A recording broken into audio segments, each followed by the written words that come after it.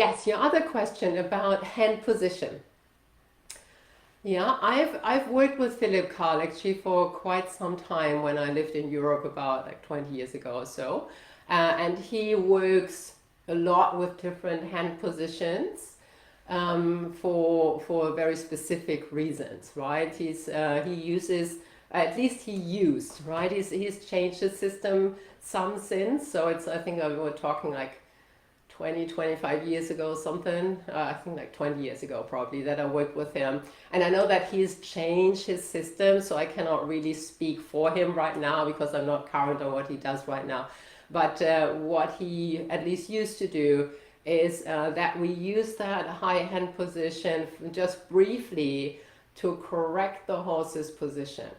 Right, so what he did then, and what he had us do is when the horse was kind of crazy, we would lift one or two hands, and when you lift the hands, you're working more into the corner of the horse's mouth. And when we're working into the, and we had practiced that before on the ground, and the horses had learned that when we worked with the rein, the bit in the corner of the mouth, that the horse would open the mouth, like really quite a bit. And we really wanted to see this, because then they were releasing and relaxing the jaw joint. And with that relaxation of the jaw joint, they also relaxed the lower neck muscle, and it was more likely that they would soften and give in the contact.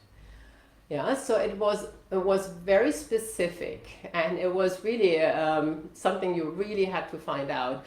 I love that system. It worked for my horses beautifully.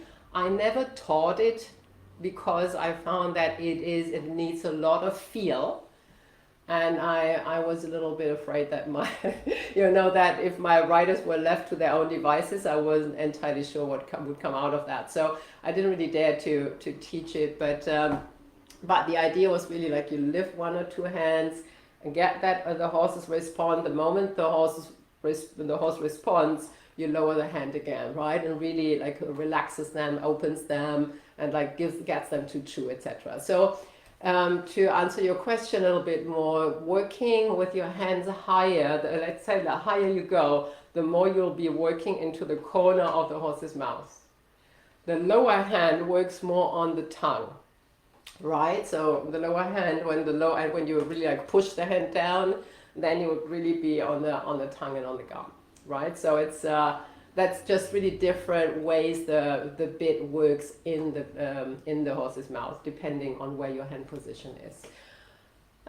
For like a recommendation for you, like a little bit more personalized right now, I would keep the hands in a position where you see, basically, and that's rule of thumb, where you see a straight line from your elbow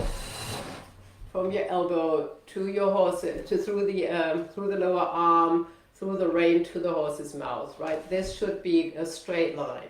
When your hand is too high, it's not a straight line anymore. When the hand is too low either, right? So you want a straight line, because that connection to the horse's mouth is as if you had your fingers in the bit, right? That's kind of ideal if you picture your fingers in the bit and this very direct connection and feel you would have for your horse's mouth, right? So just picture the rein as an extension of your lower arm so that you can get that feel for the horse's mouth. Yeah, and I would, at this stage, I would not play with hands down or hands lower too much.